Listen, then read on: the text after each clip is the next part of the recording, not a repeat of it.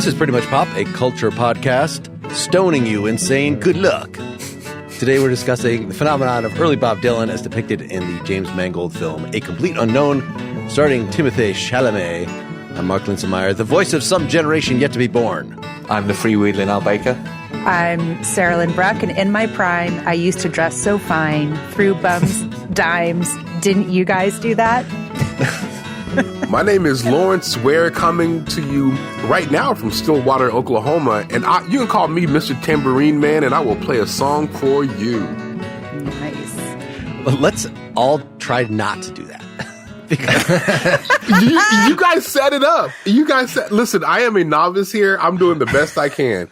Let's briefly review. There have been a number of music topics on this podcast over the years, often in the wilderness years, in the season 2, when I didn't have steady hosts, I would just get a bunch of musicians. So the Beatles episode, it was like, who do I know that's a super Beatles fan? Let's gather them all in here. When we did Taylor Swift, which was with the old host, we at least got a Swiftie, one person who was a super fan. We did the Beyonce, which Lawrence already had a lot of priors in. Here, we're going in with, I think, Al. You are our special guest. This is central for your musical development. Is that right? Welcome, Al. Welcome to the podcast. Thank you. It's great to be here. I've been engaging with a lot of Bob Dylan again recently, and it's just left me with this inflated sense of mystique and ego for reasons we can probably go into.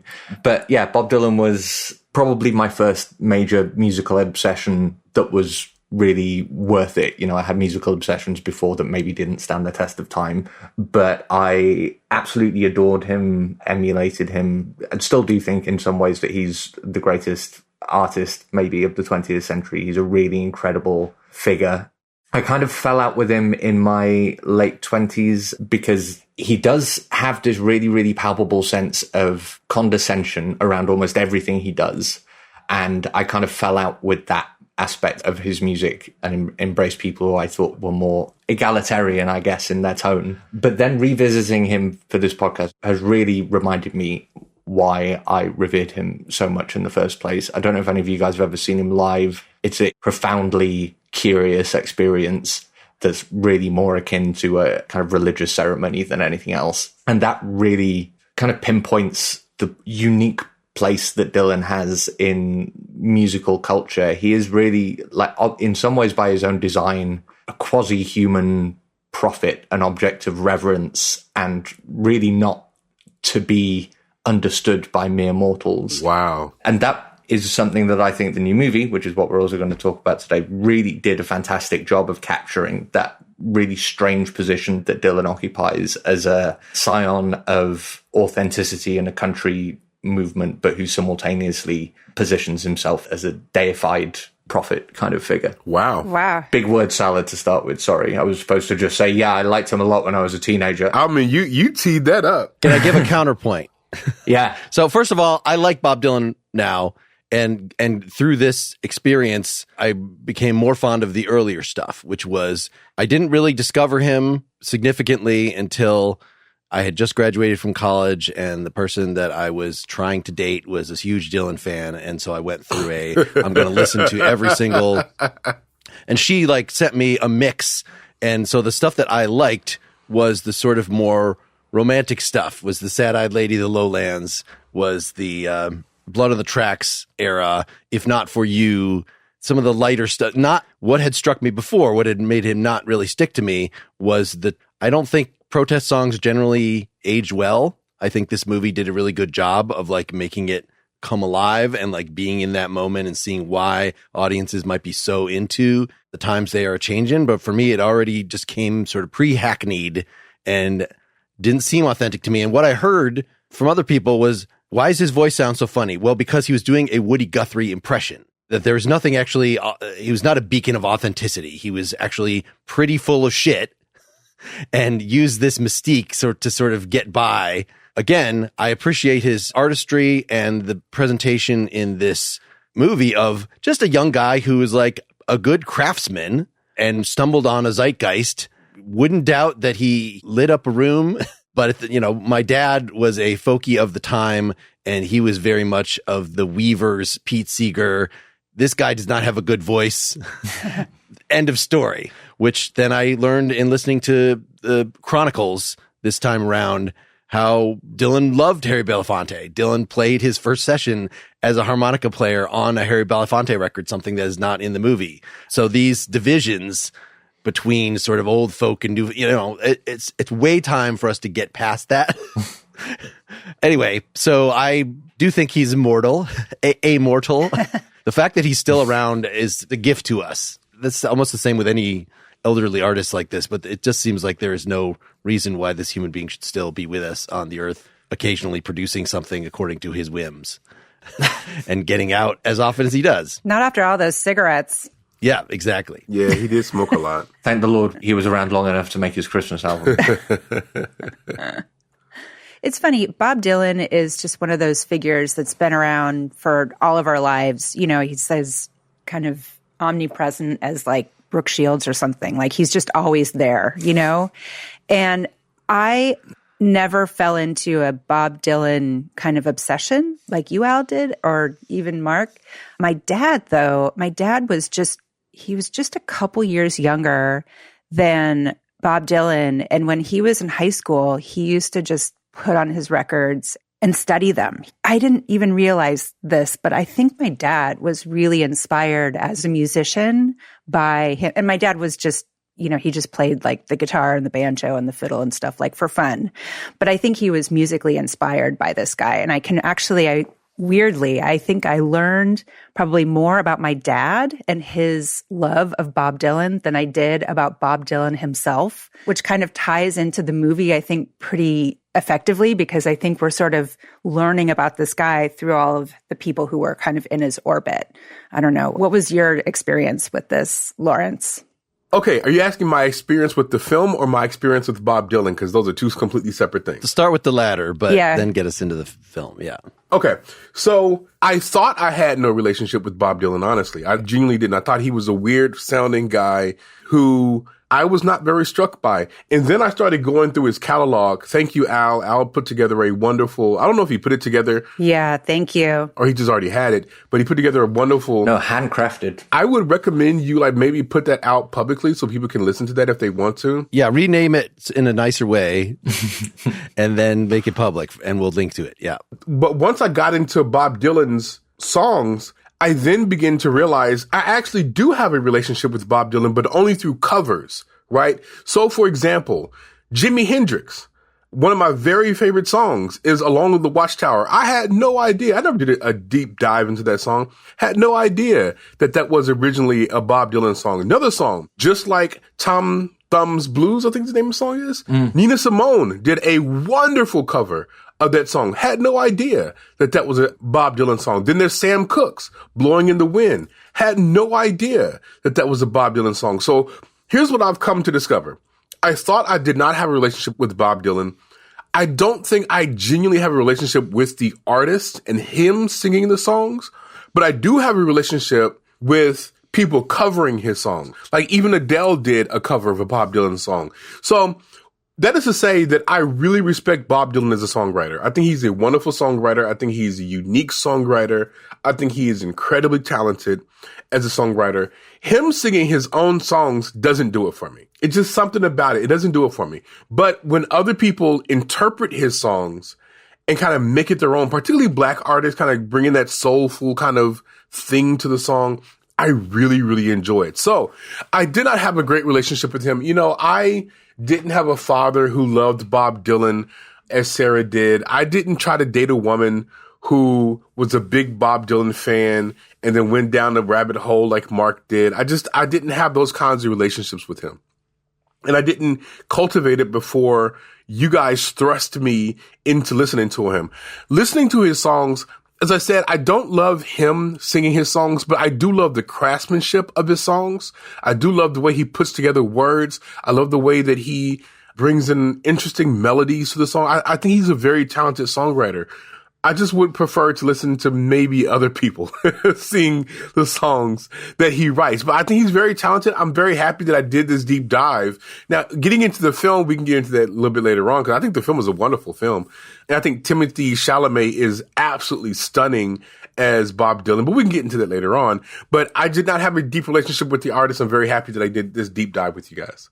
So I think you're sort of uncovering, it's as if we did a George Gershwin or a Burt Bacharach episode or something. These are people that like their songs are Among Us, Irving Berlin, but you might not like have any association with who this person is because they're before our time. And I'm sure a lot of our audience is going to feel or would have felt that way about Bob Dylan. Yeah, this is a weird time. I mean, this could be a separate topic perhaps later, like the SNL movie and this. Biopics are nothing new, but to work so hard at, we're going to have, you know, him actually, Chalamet learn, and I think all the musicians learn from the ground up how to play like that. So it's not like he's just moving his hands and then professional musicians are in the background doing the actual, you know, in an old time film, it wouldn't have even been him singing at all, let alone playing the guitar and the harmonica and learning that style so exactly. I'm in awe.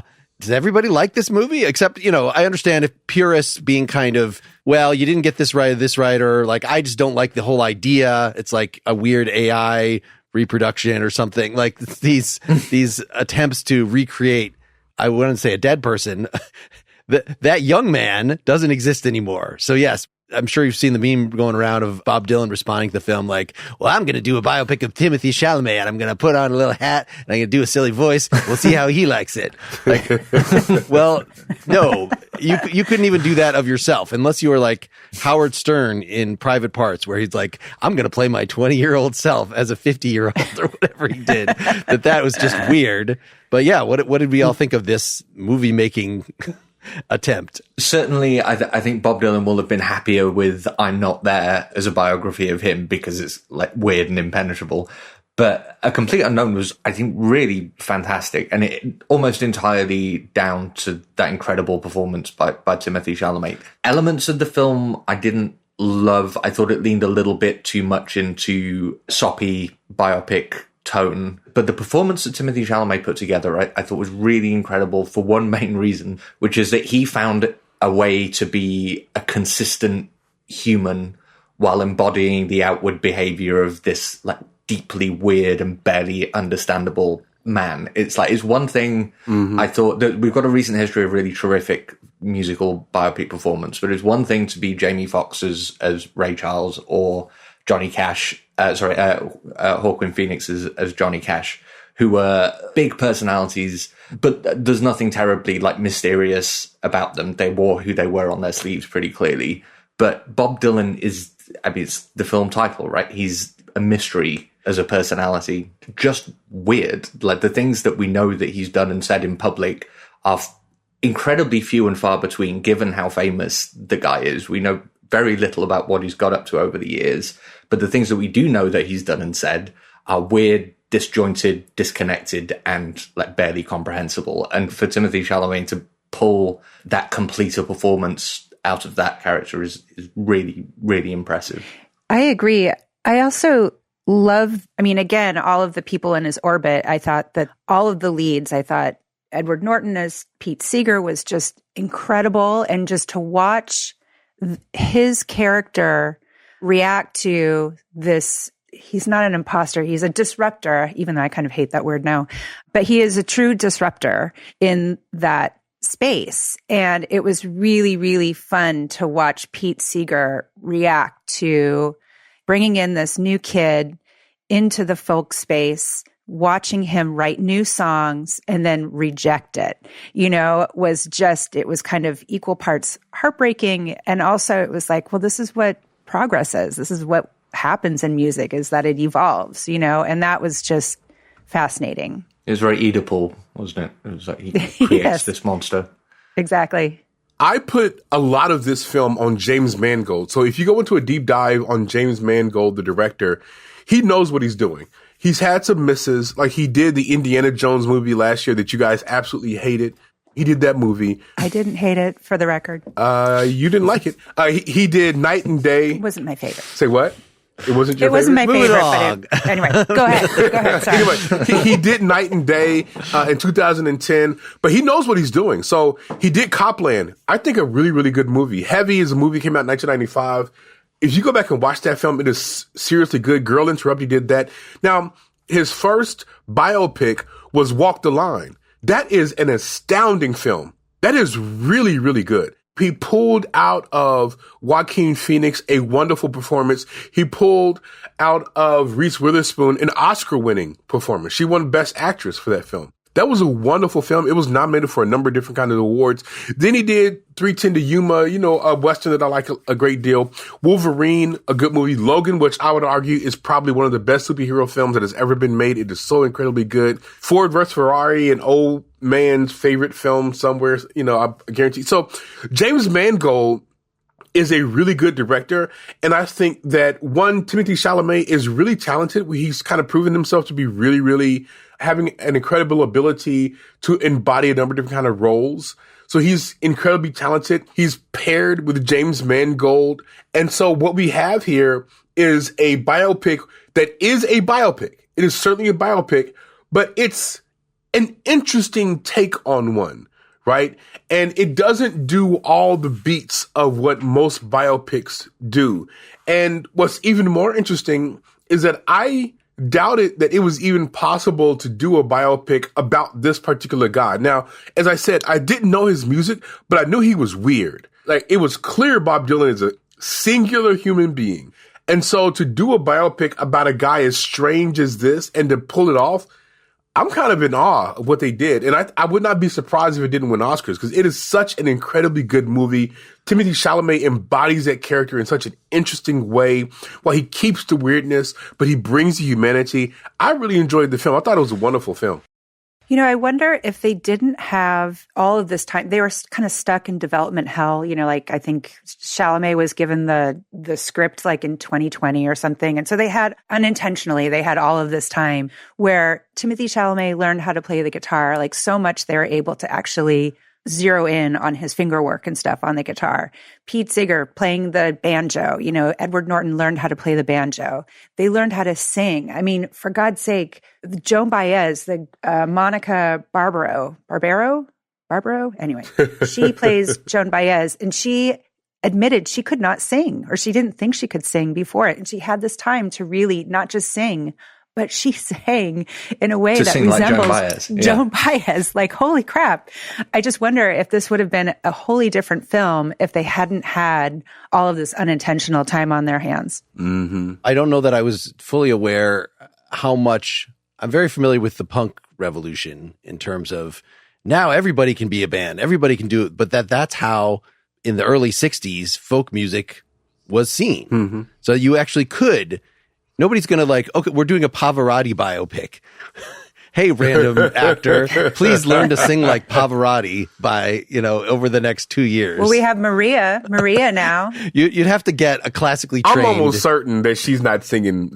She's not doing singing. I'll guarantee you. I think she did. She did. I think she did sing. Did she really? Get out of here. Okay. Maybe she did. I'm sorry. Go ahead, Mark. Just that, this is supposed to be a DIY kind of music and the banjo, I'm surprised by.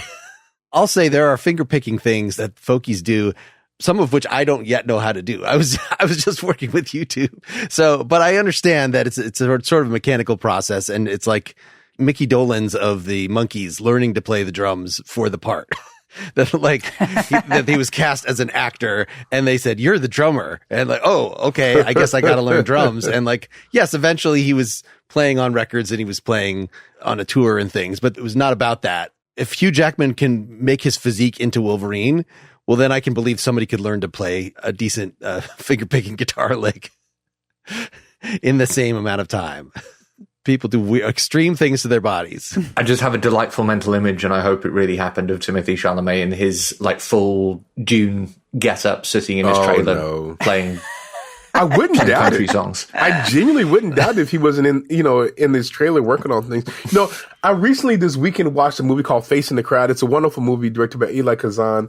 Has Andy Griffith in his first, I think, film role. Anyway, he plays a character who sings and plays the guitar, and the way that they shoot the film, it is clear he is not playing the guitar. Like, he's singing. He's just doing things with his arms that makes no sense. And I really appreciate now they're actually trying to get shots of people actually playing the guitar, because back in the day, they didn't give a care. We'll have a stand-in for that. Somebody's hands on the piano keys. We don't need to see their face. At least they're trying. At least they're trying. I know. Not just the guitar, but the harmonica, too. He learned how to play the harmonica. I mean, that's so impressive. If auto-tune was used, it was not evident. Like, that is just on every movie musical. I expect it to be auto-tuned to shit. Yes. And it was something about folk. It was not required. I go one step further. It seemed to me like every bit of music performed in the movie was live. It seemed like every time someone was playing a guitar and singing, they were doing it in the scene. I could be wrong about that, but you're right. Fact that was the impression was incredible. That's the impression I got as well, yeah. You're right. Mangold has talked about that, how they were filming it, they were playing live and singing live, kind of like what they did on Wicked. I mean, and he did that again because everybody came in, they were just so good. He was like, we might as well use it. But the unknown element, right? This is why I was not initially attracted to him as a singer-songwriter, because for me, singer-songwriter thing is about expressing your emotions. And so it's about becoming an open book. So I can identify with you, the singer. You're singing to me. You're singing my pain. And Bob Dylan does not allow you to do that. He's doing something else. There are times when he allows you to do that. This is, the stuff that I was saying I was initially more enthralled by, because of course he's had a lot of years. But this early period of Dylan, this was the hardest for me to get a hold of initially. Clearly there's some, North Country Girl or, just ain't no use in Sin Wonder Why, Babe. If and you don't know by now, his Don't Think Twice It's All Right. Don't Think Twice It's All Right. Yes. But even that, it's a little oblique.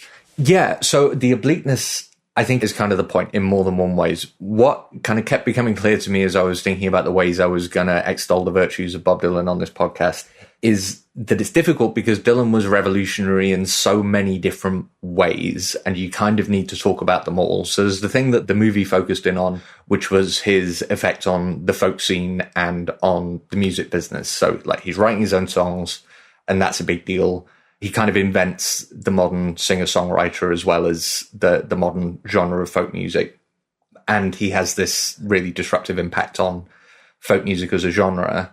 But something that the movie didn't go into all that much, which I think is really behind his exalted legacy as an artist and a lyricist, and the reason that he won the Nobel Prize, which is something we haven't mentioned yet, he's a Nobel Prize winning folk singer, has to do with the obliqueness that you mentioned, Mark, which is his lyricism and the way he uses lyrics, which is really easy to overlook how groundbreaking it was at the time. But what Dylan does that no one else has really done before is write songs as poems, writes lyrics in a poetic style. Yeah. The big influence on Dylan that the movie didn't really go into was beat poetry, the literature that was fashionable in the counterculture at the time. Mm-hmm. And the reason something like A Hard Rain's Gonna Fall hit like it did is that nobody had heard lyrics that sounded anything like that before. And yeah, it's oblique, but it's oblique in the way that beat poetry is oblique. It's evocative and expressive. It's not transparent. It is very opaque, but it's one of the ways that Dylan was revolutionary that has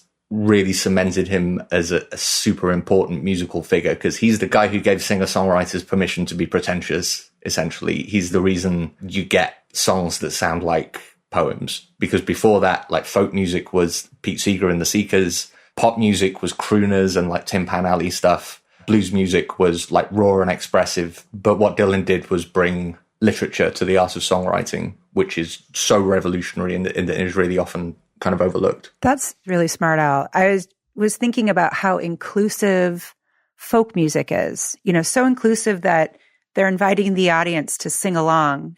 And that was not Bob Dylan's bag. He did not want that. No, and it's weird. And that is a tension that the movie gets at really, really well, is that Dylan clearly values like the authenticity. There's that brilliant scene of him in the TV studio when he's like in the early stages of ruining Pete Seeger's life. And he has the session with the blues singer in the studio. And he clearly he loves the fact that this guy is raw and honest and is like deeply into the authenticity of blues music, but he does not want to be of the people. He's an artist and he knows he's an artist, and he thinks people should like deal with whatever he wants to give them. And it's so interesting because, again, the movie does a really good job of pointing this out. He goes into his career extremely deliberately building himself up to be something that audiences are going to want to look at and like engage with and be impressed by. But he almost immediately then very quickly comes to despise people who are falling for his shtick, and does not want people singing along, doesn't want people expecting him to play the songs that he wrote in order to be popular. Yep. Yeah, he's not a consistent guy. He's a strange guy. No. Kind of an asshole, too. Well, a lot of people who become good musicians are assholes. Look at Mark. But you know, the thing... But he was definitely an asshole first. The thing that I was going to say, you guys completely missed my great joke about Mark, but you guys, it's fine. We'll keep rolling.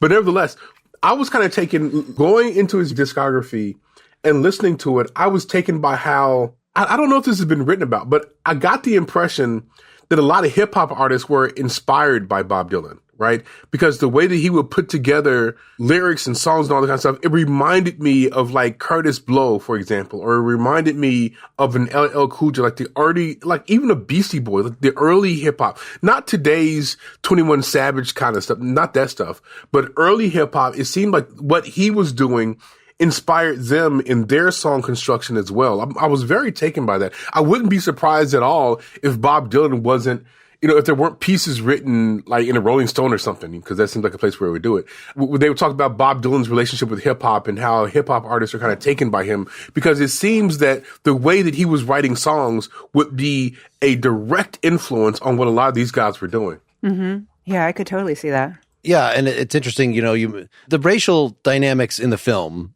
this could have been something that was made much more blatant by having that scene with the blues guy that both Pete Seeger and Bob Dylan are admiring and around. It's saying, if it didn't have that scene in there, I would think that folk, mainstream folk, was very white. Mm-hmm. And here's a guy who, like, I want to do talking blues. Like, that's this Maggie's Farm song and stuff. Like, this is black music that he is doing.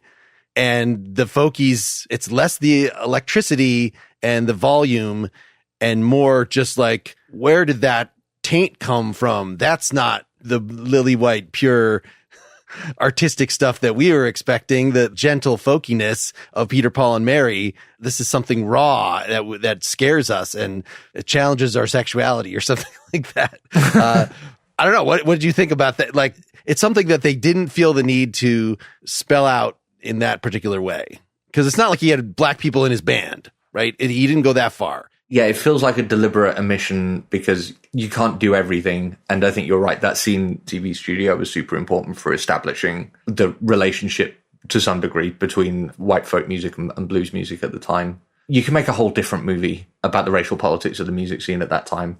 And I want to say that they could have done more, but I also don't know what they could have. Oh, I do know what they could have cut. There was like the last act dragged a little bit. They maybe could have had a scene or two where people at the Newport Folk Festival were talking to some black people instead of just about some black people. But yeah, I think it's a good point. I mean, I was thinking that exact same thing, Al, that although I wouldn't go into Bob Dylan because I don't know Bob Dylan that well, but you could make an entire movie about the relationship of these super duper popular white artists, whether they be folk or you can go into the Rolling Stones, you can go into the Beatles, and their relationship with black music, because that is something that people who are like in my circle, who are the scholars, this kind of stuff, we know that stuff, but it's probably not mainstream. Many people probably don't even know that relationship, right? They have no idea the relationship of, for example, British artists, you know, and their relationship with the blues. They have no idea. So I would have liked to have seen more, to be sure.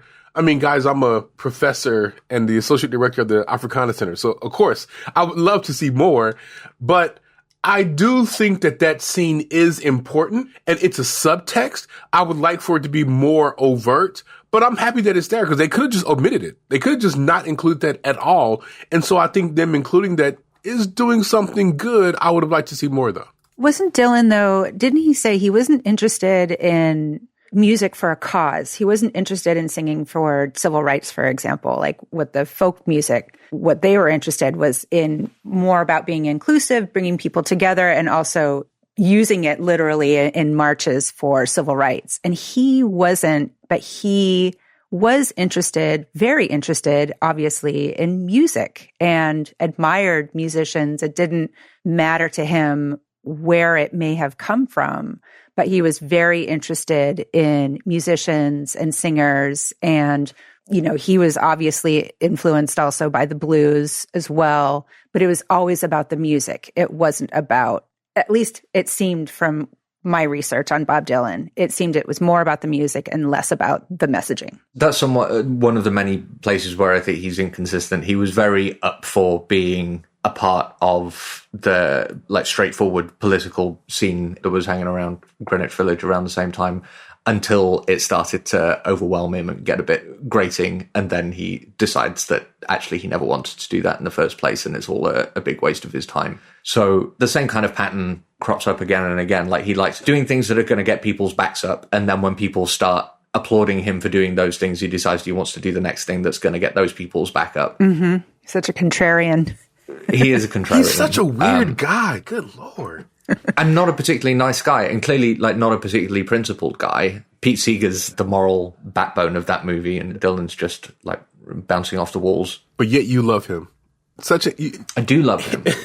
And here's something else that's relevant, because just even in the fact of telling a story about Bob Dylan, and maybe here's where we can bring up the previous movie, I'm Not There, which is really odd, because the reason that movie was made was because there was an idea at the time that a film biopic of Bob Dylan would be basically impossible. So now the fact that this movie exists, the more straightforward version, it's kind of a challenge to the reason for I'm Not There existing in the first place. But there's this whole kind of idea of myth making that's so central to Dylan. They handle it in the movie, especially by talking about the carnival stories and all of the random fictitious stuff that Bob Dylan decided to come up with to make his own legend, because the truth about his upbringing is very depressingly mediocre. His parents owned a hardware store. He was a pretty solidly middle-class guy. I don't think he actually worked in a carnival. But that is also a huge part of the kind of folksy tradition that he admired. One of my favorite books when I was a teenager was Woody Guthrie's autobiography, which is called Bound for Glory,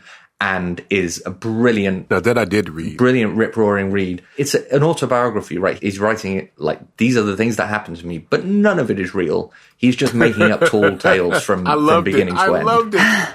And this is the guy that Dylan is really inspired by, right? Because it's not just Woody Guthrie's music, it's the fact that he knows how to build himself up to be this folksy, larger-than-life American hero, and that's something that Dylan wants to emulate more than any singular aspect of musical greatness. So there is something very weird about just even making a movie like this about this person, because the only thing we really know about what Bob Dylan says about himself and his own life is that it's unlikely to be true, because he doesn't seem to feel the need to tell anyone the truth about what he's thinking or feeling. What did you think of the scene in A Complete Unknown where he's singing The Times They Are Changing to the audience? It's like, oh, this is a new song. And they're eating it up. Every new line, they're just cheering. They've never heard it before. And they're just cheering. This seemed, I know that these movies oversimplify and do you think this was an accurate retelling of exactly how it went down? I've never heard of any new song of any sort being immediately taken up in that way on a line-by-line basis of people listening to the lyrics, And I've heard live recordings of exactly those kinds of things going down for Bob Dylan and other folk singers of the time. It's like, you got to think of it like stand-up comedy. So political folk music in the 1960s was where people who defined themselves by their politics went to be validated. People might go to see a stand-up comedian now. So you go and you hear someone say something which expresses a similar political belief as you, and you go wild because you've not heard it expressed that well or that artfully before. So absolutely that happened. I've got a fantastic record by Phil Oakes, who wasn't in the movie, and I was disappointed he wasn't in the movie. But he has a great live concert at Radio City Hall somewhere in New York, and there are multiple times when he's playing brand new songs, and there are rounds of applause, huge peals of laughter through the auditorium, and rounds of applause after every single line, because everyone's just so enthusiastic about what he's saying and the way he's saying it. It's like, we mentioned the beat poets at the time. People were going to big poetry readings, it's almost unheard of today. But people were going to poetry readings and really hanging on every single word. And when Pete Seeger, at the end, at that last concert, was like, they can't hear the words, the music is too loud, that really kind of spoke to, that's what they were looking for. They wanted to hear what these people had to say, even if it was something that they hadn't heard before. Well, I will say that the one piece of criticism that I ever get when I play recordings of myself for my father is if he can't hear the words well enough, as a person who is a folk singer in that generation. Mm-hmm. So next the vocals really hot. Now, since the 90s, when the 90s you had to swallow it. That was the rule. You brought up I'm Not There. I didn't have a pleasant experience with that movie. I don't know. What did you guys? I didn't enjoy it. Yeah, I didn't very much enjoy it. I appreciated it more than I enjoyed it. That's a good way of putting it. It's a good effort. For people who don't know, it's a supposed biopic of Bob Dylan in which Bob Dylan is played by, is it like 7 or 9 different actors? I didn't watch it again for this, but if I recall correctly, the first actor who plays him is a small black boy, which is an interesting decision. But it's really cool. Like Cate Blanchett. Is it Cate Blanchett that does? Yeah, that's Cate that does Blanchett. a turn, and That's she's fantastic. As She's really like, good. super cool. She's good at everything she does. Yeah, bringing it all back home, kind of era Bob Dylan, and it was very like chin strokey and interesting, but also kind of baffling and silly. It's not a good movie. I mean, it's not a good movie. It's not an enjoyable movie. It's an interesting exercise. I don't know if I'm happy that they did it though, but it's an interesting exercise. Anyone who's listening to this and it's like, oh, I really enjoyed The Complete Unknown, or there are other Bob Dylan movies I should watch, don't watch that. Like, find something else. Don't watch that because you will not enjoy that. Why though? Like, why do you think it's not worthwhile? I mean, I couldn't say that I enjoyed this movie, but I am glad that I watched it before we recorded. I mean, see, the thing is, we're cinephiles. Like, we're people who will watch a whole bunch of different things and we'll take it in. If a person is not like a hardcore, I need to go deep into the history of this particular subject matter. If you're trying to watch stuff to enjoy it, that's not an enjoyable film. At least it wasn't for maybe Mark really enjoyed it, but it was not enjoyable for me. In fact, I feel like I would need to watch it again to like fully get it. Like maybe I wasn't paying attention to enough things. I did watch it, on TV in little bits, and I fell into that like some of the Heath Ledger story, which was basically like a marriage story, sort of, that level of pain of watching it. But at least I found it interesting. Whereas then Richard Gere as Billy the Kid, like, why is this in here? I don't want this to be in here. Please cut back to something else. I don't understand why it's in there. So I would have to watch it again to really understand. Maybe I wasn't paying attention when they introduced the character, blah, blah, blah. Don't watch it. But I don't want to watch it again. I'm never going to watch it again. Don't watch it again. So It's a movie for really hardcore Dylan fans, because that's what this Billy the Kid reference. That's a movie that explores the Dylan mythos, but you have to come at it from a position of already understanding the Dylan mythos. If you want to understand why Dylan is a beloved and respected, revered figure, then the new movie does a much better job of spelling that out for you. Yeah, so probably having that pre-knowledge. Actually, I had the Wikipedia page open while I was watching the movie, trying to make these connections, because it was not linear. And I was like, I don't understand how these to be things clear, are connected. I don't think that's a good thing about the movie. I think being exclusionary like that is a bit dickish maneuver, but that's why like hardly anyone is going to enjoy that movie, because it was made for like 50,000 people. The additional movie that I watched that I really enjoyed was the Martin Scorsese It was good. documentary. Did you guys end up catching that? Oh yeah, I love that. But that has more to do with Martin Scorsese as a filmmaker and a director and knowing how to put that film together. But yeah, that was a wonderful film. I really enjoyed that. That I was making connections between, because I had seen it right after I saw the Mangold movie, and I was really impressed at how much they got right in this latest movie, because it was based on the same time period. And so even from that stupid polka dot shirt, I was like, oh wait, he really did have to wear that stupid shirt. But anyway, I enjoyed it. Can I say something that I was surprised by? Yes. What's that movie? It came out in 1970s. I think it's Ronaldo and Clara. yes. That was written by Bob Dylan. I kind of enjoyed that movie. I don't know why.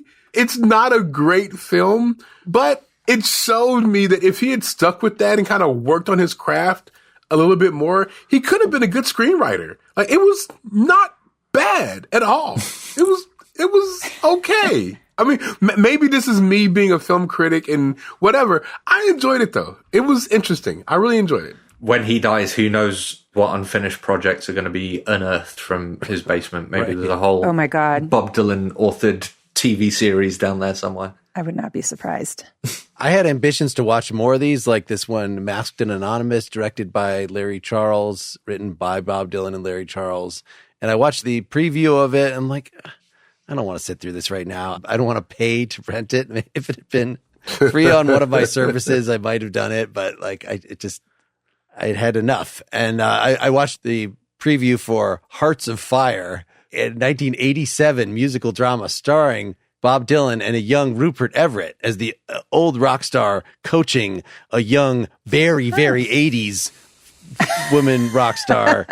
I do not ever want to watch this. Maybe if Riff Tracks does a...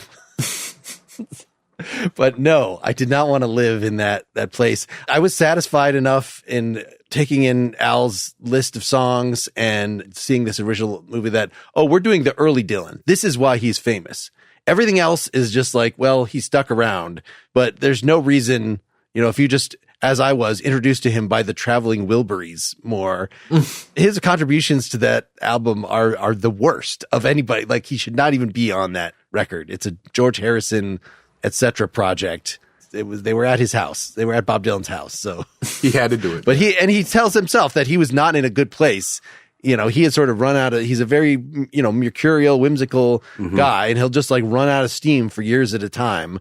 And then it just depends if he has a really good producer. So he has a really good album from 1988. But then, I don't know, it's hit or miss with the later stuff. Yeah, but then he comes out with Time Out of Mind in the 90s, which came out of nowhere and is a surprisingly really good album. But yeah, he's not someone who's had a consistent output throughout his whole life, but that's okay. You revolutionize several genres of music at the same time. You're allowed to have a few off decades. So the idea of selling out, it seemed like in the film, he was positioned as someone who never wanted to sell out. Whereas, I mean, we all know that he's done commercials. He did a Victoria's Secret ad famously and bizarrely. I didn't know that. Oh my God. I had no idea he did a Victoria's Secret ad. Go and look it up. It's kind of funny. It's really funny and creepy too at the same time. Did it inspire women to buy more Victoria's Secret? I don't know. It didn't inspire me. I can tell you that. But anyway, I just thought it was so interesting that here he was, again, you think of like rock stars, in order to stay relevant, you've got to kind of reinvent yourself. But I don't think that applies to him either. He wasn't reinventing himself. He was just kind of going against whatever it was that he did before, doing something unexpected, and certainly selling out and being in a Victoria's Secret commercial was unexpected. You are fixated on that. You're fixated on this Victoria's Secret commercial. It is so weird. It is just so weird, Lawrence. Yeah, it's especially jarring given that he sort of created this space for himself, that I'm unique. Yeah. And then if he wants to play around in other pop culture areas, he wants to be just on a regular TV show, he wants to be in a regular movie, like, you're like, ooh, that's not right. Yeah, I know. It's like, what are you doing here? It's like Picasso showing up. Let the men experiment. Let the man experiment. He's a true artist. Artists want to do all kinds of weird shit. Look at Kanye West, just doing weird shit. Let him experiment. Oh, goodness. He doesn't do a lot of weird shit. At least he never became anti-Semitic. Bob Dylan didn't. No, he didn't. No, I'm talking about Kanye West definitely did. Robert Zimmerman did not become anti-Semitic. No, he did become a born-again Christian. But when and was that? So it's the late 70s, and I actually like his songs from that period, late 70s, early 80s. Really? Some of them are good. Some of them are less good. Sure. It's interesting because there are whole ignorable albums from that kind of era. So yeah, he became a born-again Christian. Didn't he have... I should know this. He had some kind of accident. Motorcycle accident. That was quite a bit earlier. Yeah. I thought that was in the 60s when I was doing my research. Yeah. Knocked him out of touring for 7 years. Yeah, they point at that in the film, like that he's about to have the motorcycle accident right after the movie ends. It's sort of what's implied. That's his destiny for being such a dick to so many people. I was going to ask just... because we haven't talked much about the songs, so I was just going to ask what your guys' favourites were, if you had a favourite. Because it's really interesting. Like, Mark talks a little bit about being into his love songs and less into the political stuff. And he does have... because Dylan does have several fairly distinct genres that he writes in. And I'm interested to know what you guys are gravitated towards, if anything.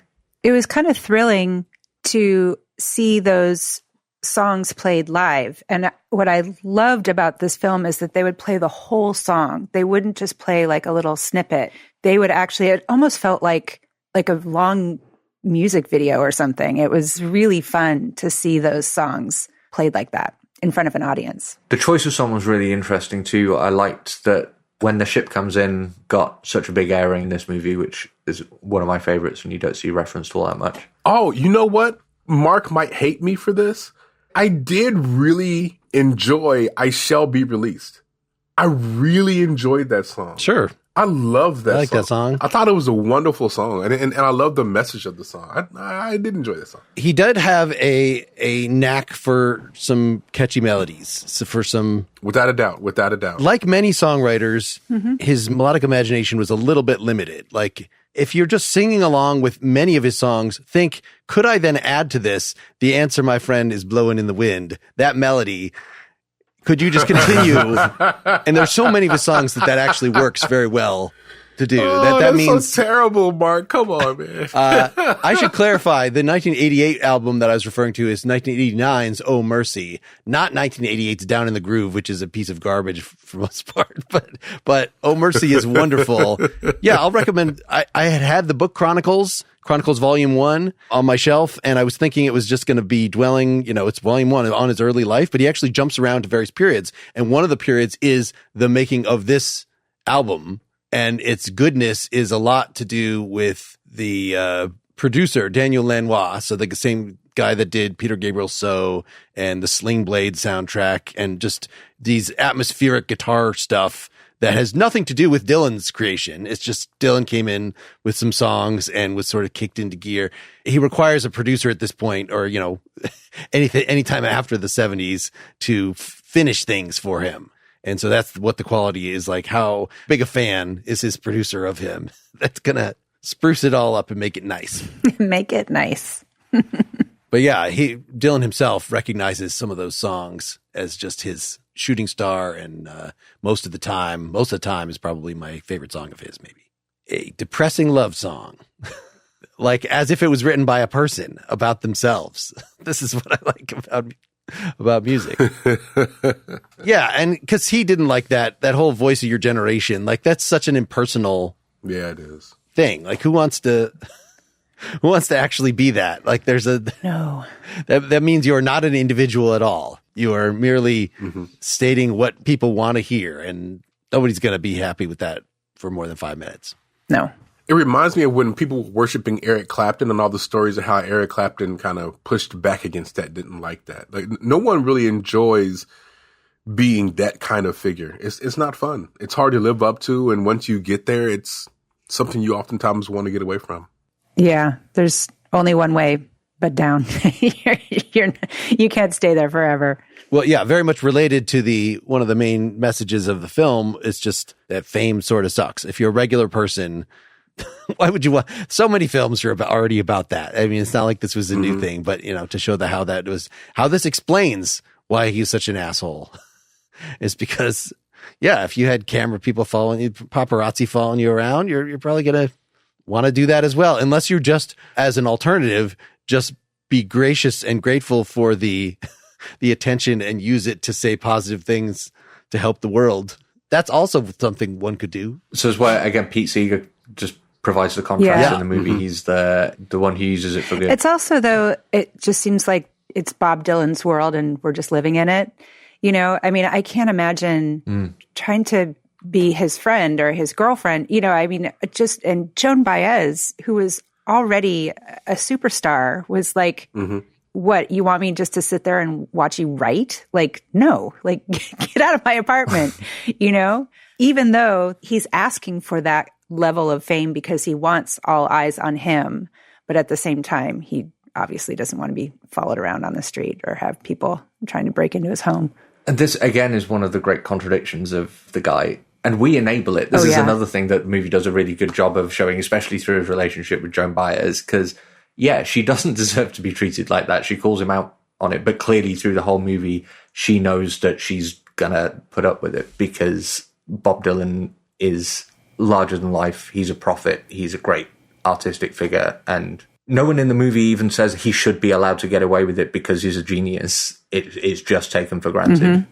Yeah, that's one thing that Joan Baez talks about in that Martin Scorsese documentary. She's interviewed, it was 20 years ago when the movie was made, but they were showing her then, and she was talking about that time, and it all just seems so present for her even then, even at the beginning of the 21st century. It was still so present for her, and she was like, I mean, what do you do? It's like I was in love with them, but it was just completely untenable. Like she could not have the kind of relationship that she needed to have with that man. I don't know who could. I mean, I'm going to be honest, watching this film and listening to you guys talk about the guy, if he had been a shoe salesman, he'd probably still be an asshole. Like I don't think it was fame that made him become the man that he became. I just think that he might have been a tough guy to deal with. Just baked into that personality. Yeah. There's an argument that he needed to be that kind of asshole in order to be I agree with that.